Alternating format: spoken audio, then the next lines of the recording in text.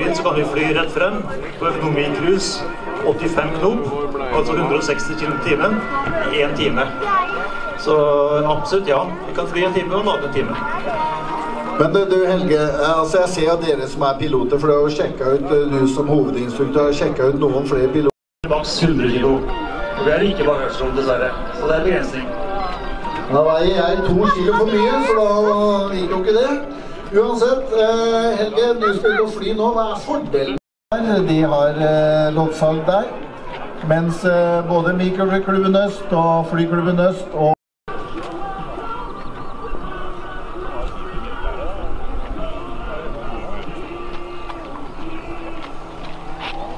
vi ser at vi tar av fra venstre.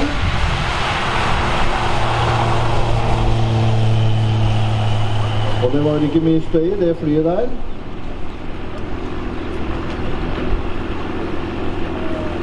Kilometer i timen.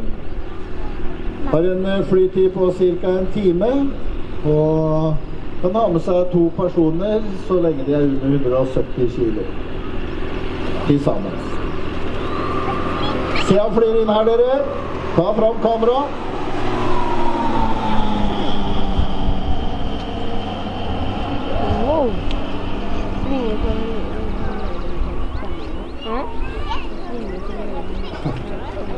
Helge ikke snau når det gjelder å fly eller annet.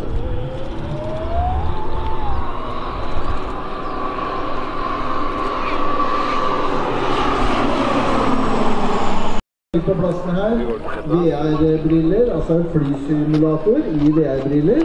Og da det bare å ta turen inn i hangaren, og så kan du få prøve deg å fly deg en tur mens du har begge bena plantet godt inn på bakken her. Og de kommer seilende innover her, dere. Følg med fra høyre.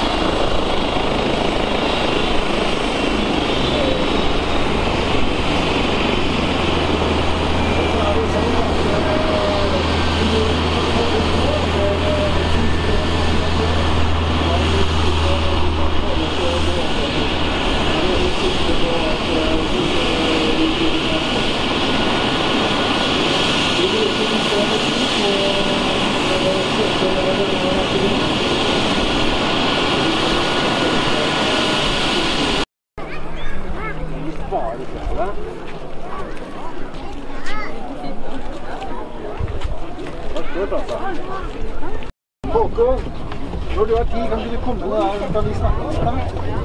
Alle sier at du er så pratsom. Han der kollegaen din, da.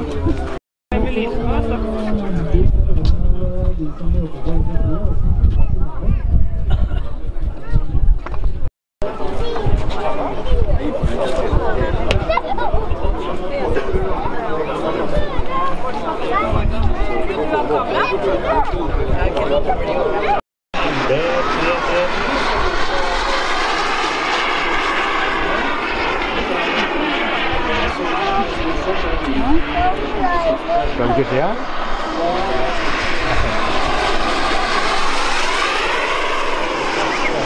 Så lenge før han skal gå inn for landing. Se på dette her! Det er magisk. Hvor? Det er bretten. Dette her jo modeller som har bygd eller blir bygd. Og sitter og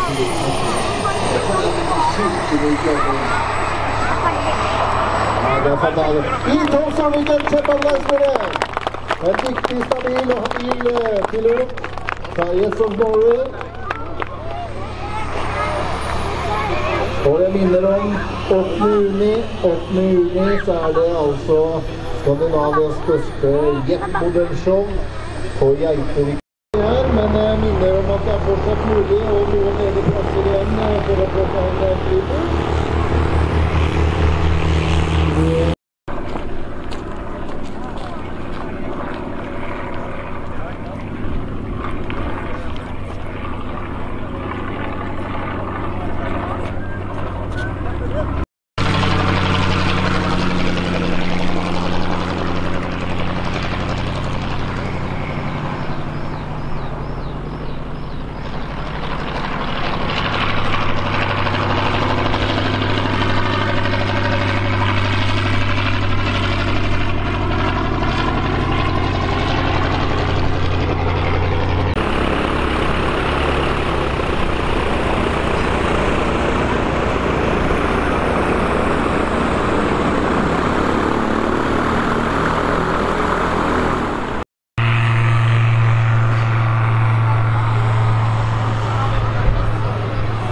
Litt merke til støynivået. Det er et fantastisk lavt nivå til å være et motorfly.